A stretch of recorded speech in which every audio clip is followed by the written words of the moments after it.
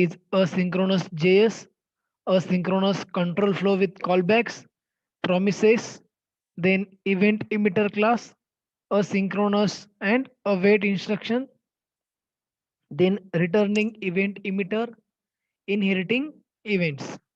So first we will see asynchronous JS and asynchronous control flow with callbacks. So we'll start with asynchronous JavaScript.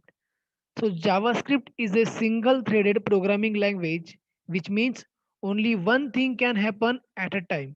In first chapter, we have seen that JavaScript is a single threaded programming language.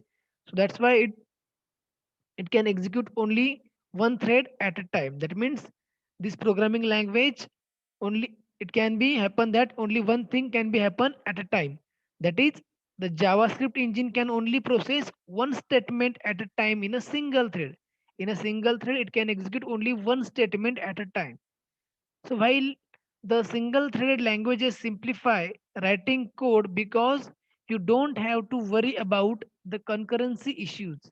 This also means you cannot perform long operations like network access without blocking the main thread. You cannot perform the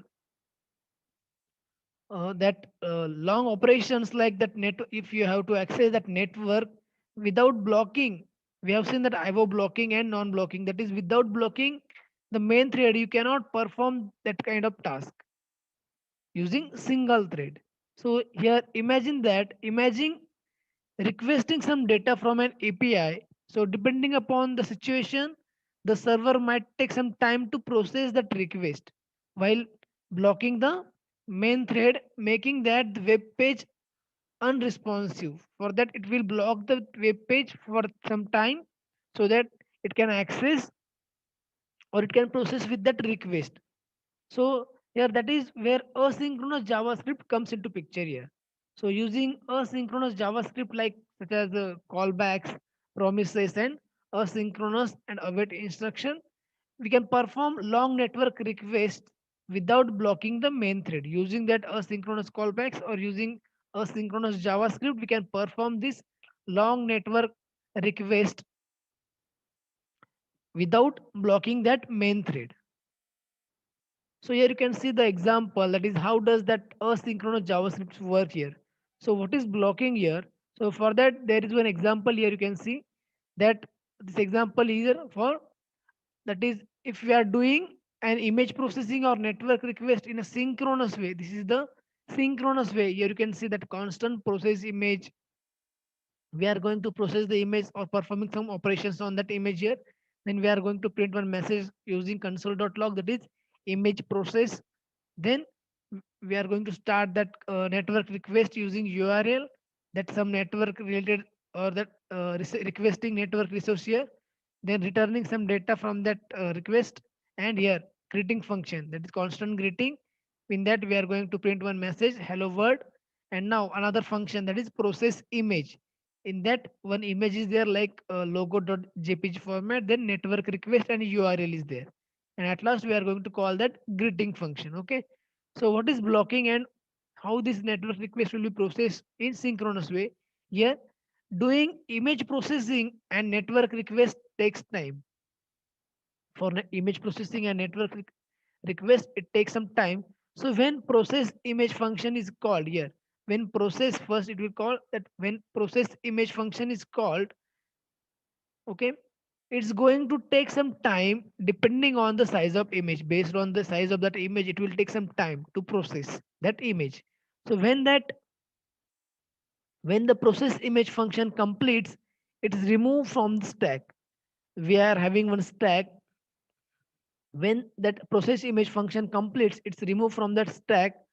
After that, the network request function is called and pushed to the stack. After that, here you can see, after that that network request function is called. Okay, so after processing this function, it will remove from the stack, then next function will be pushed into the stack, that is network request. Okay, so again it's also going to take some time to finish that execution. Okay, so at last when that network request function completes, here the network request function completes, it will pop up from the stack, or that greeting function is called here. Next function is greeting function. Okay, after network request, greeting function is there. That greeting function is called, and since it contains only a console.log statements, here you can see after that greeting function is called, this greeting function is called, it takes what it contains only a hello world message, that is only console.log statements.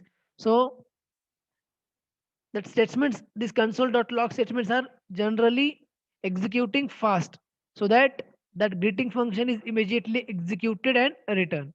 So if you see, we are having, we have to wait until the function like process image or network request has finished. This means these functions are blocking the call stack or main thread, so we can't perform any other operations while that code is not executing, which is not ideal here. So we have to wait here for executing. We have to wait for some time for executing this process image and network request function. So this is the sequence, uh, synchronous way of executing this code here. Okay. So what is the solution for this? So the simplest solution is asynchronous callbacks for this. So we have to use asynchronous callbacks to make our code non-blocking. This is the blocking. Okay, here blocking. So this process image and network request function will block that main thread. Okay. So solution for this, we have to use asynchronous callback to make our code non-blocking. Here you can see the example we're having. We are going to use the callbacks here like set timeout. Here see the example, constant network request having set timeout method with the callback and that timer here console.log asynchronous code, and we are having timer here, and we are going to print the hello world message and call that network request. Here you can see we have used set timeout method to simulate the network request. Here keep in mind that that set timeout is not the part of that JavaScript engine. Okay, it is not part of that. That's this set timeout method is not the part of JavaScript engine.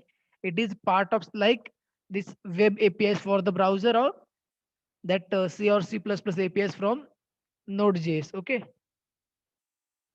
so to understand this, how this code is executed, you have to understand some concepts like event loop, then callbacks, callback queue, that is message queue, or also called as task queue, web APIs. Okay, here you can see that call stack.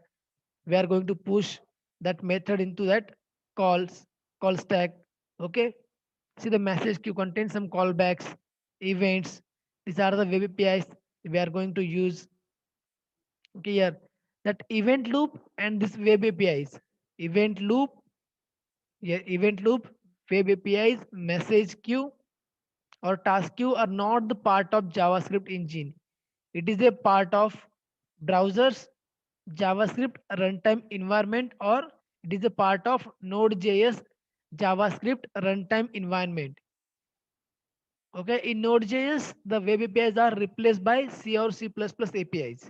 So see this code, how is this code is executed in asynchronous way. We have seen this code for non-blocking here. So we will see how this code is executed in asynchronous way. That code is, we are having one network request method with a set timeout method having callback and with timer. Then we are going to print one message, and we are going to call that network request method, and at last we are going to print that end message. So how it is executed here, you can see when we are going to load this code in the browser, that the console.log hello world, here first it will execute this statement. Console.log is pushed into the stack and pop off the stack after it's finished. Whenever it will finish the statement, first it will push this statement into stack, and after executing it will pop up from the stack. And next one is network request.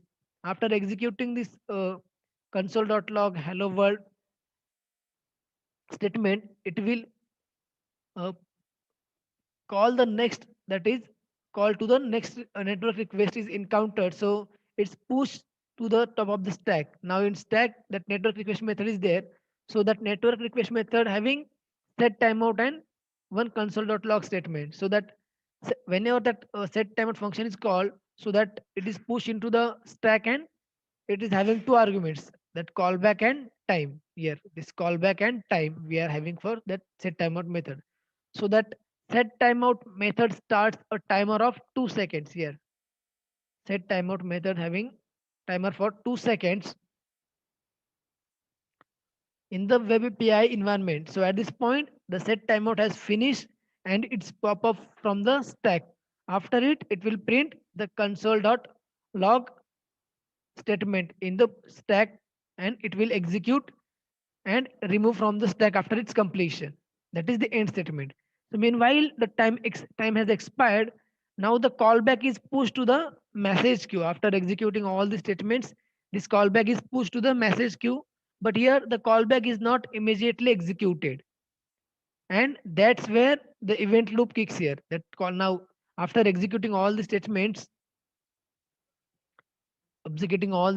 here. After executing all the statements, these callbacks are pushed into the message queue, but that callback is not immediately executed, and that is where the event loop kicks here. Here we can see that event loop here. After executing all the statements in the call stack, and after that call stack is empty, that callback are in message queue. That's why that event loop is here. Okay, so what is that event loop? Here the job of that event loop is to look into the call stack and determine if the call stack is empty or not. It will check, event loop will check that. Here event loop will check that call stack is empty or not. Okay, so if that call stack is empty, it looks into the message queue to see if there is any pending callback waiting to be executed. If it sees that that call stack is empty, it will look into that message queue, that is there any callback is present in that message queue or not. If it is there, it will execute this callback here. So in this case, the message queue contains one callback. We have seen that message queue having